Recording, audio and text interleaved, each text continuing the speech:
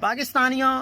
پنجاب کے لیے بنائے جانے والے نئے بلدیاتی قانون کے تحت الیکشن تو غیر جماعتی بنیادوں پر ہوگا۔ یعنی اس کا مطلب یہ ہے کہ کوئی بھی امیدوار اگر الیکشن لڑے گا تو وہ آزاد امیدوار ہوگا۔ اس کا نہ تو مسلم لیگ نون سے تعلق ہوگا، نہ پی ٹی آئی سے تعلق ہوگا، اور نہ ہی پیپلز پارٹی سے، اور نہ ہی کسی اور سیاسی جماعت سے۔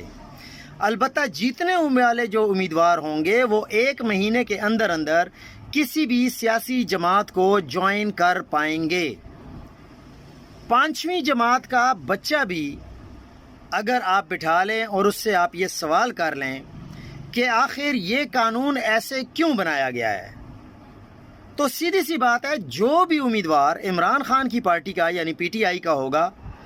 99% چانس یہی ہے کہ وہ جیتے گا۔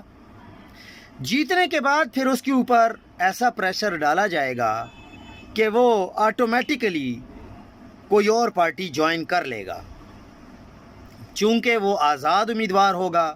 اس کی کوئی پارٹی نہیں ہوگی پہلے۔ تو کیا زبردست قانون بنایا ہے،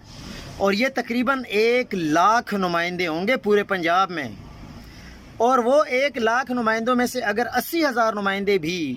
آپ ایک جماعت میں اکٹھے کر لیں، چاہے زبردستی کریں، چاہے بدماشی سے کریں، چاہے آپ ان کو ڈرا کے کریں، چاہے آپ ان کو رشوت دے کے کریں،